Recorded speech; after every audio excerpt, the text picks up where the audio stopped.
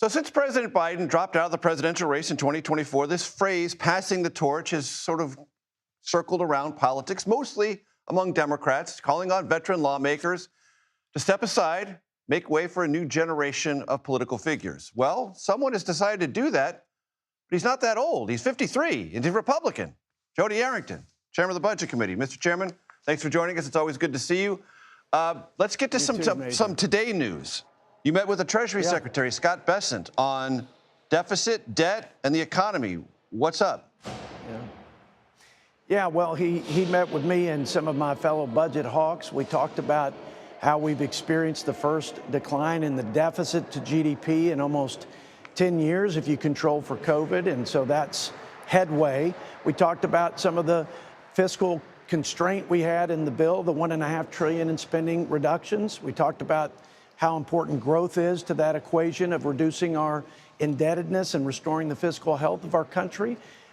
We talked about trade and sort of settling in on these trade deals so that we can get maximum traction and we can give predictability and certainty to businesses so they can make use of that 100% expensing tax relief provision that was in the big, beautiful bill. So a lot of things with respect to the economy. But the big thing was this metric that he put out there when he was being confirmed by the Senate of 3% deficit to GDP as the benchmark for stabilizing the debt. And we're twice that, we're over twice that today. We're at World War levels of debt and pandemic levels of deficits. But if we continue to do what we've done, grow, namely, and reduce spending where we can on both discretionary and entitlements, we will get there. It helps to have some of this tariff revenue. I don't think it will be at the level we're seeing it now as deals settle. But again, what is the philosopher? Who is the philosopher who said, if all you can do is crawl, crawl? We're crawling.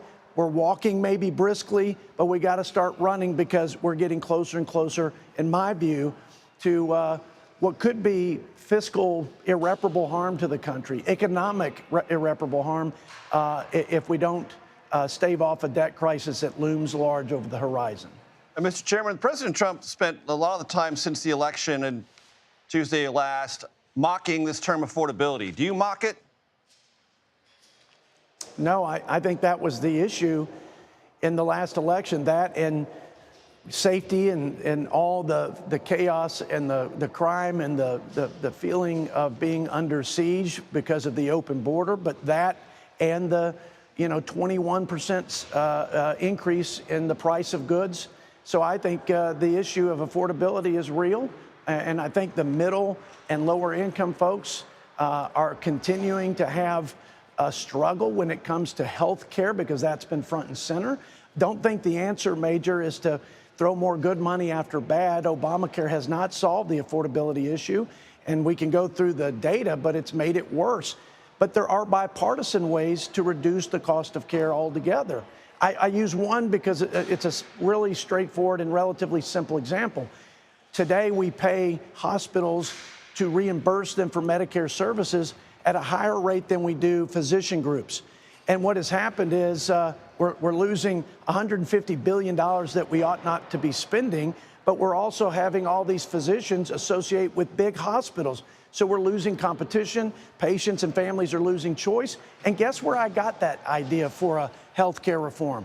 From Obama's budget, Biden's budget, Trump's budget.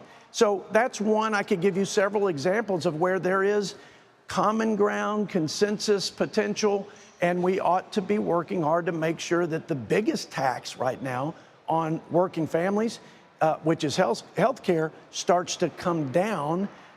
It's not about insurance, it's about affordability and the cost of care. Which, by the way, health care is driving the debt, too. A third of the cost of the federal government, of the $7 trillion we spend, is on health care, and that's not getting any better. It hasn't gotten better.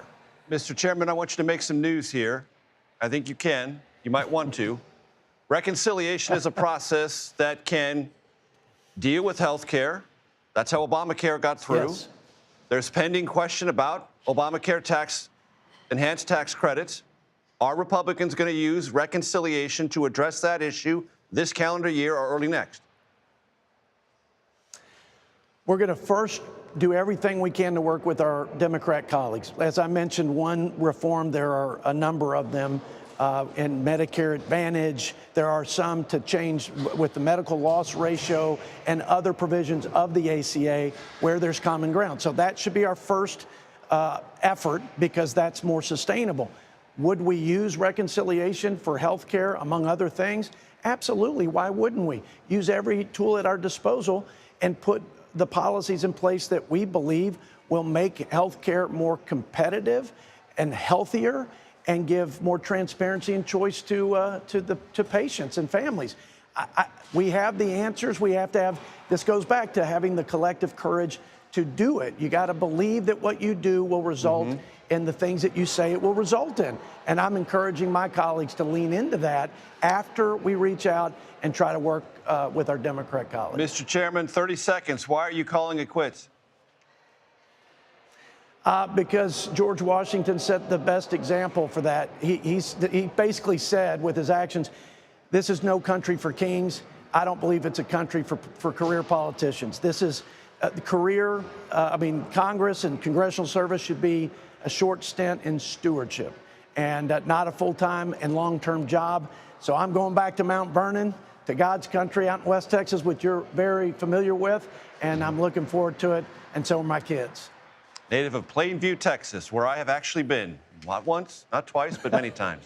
Congressman Jodey Arrington, Chairman of the Budget Committee, I thank you for your time, sir. Thank you.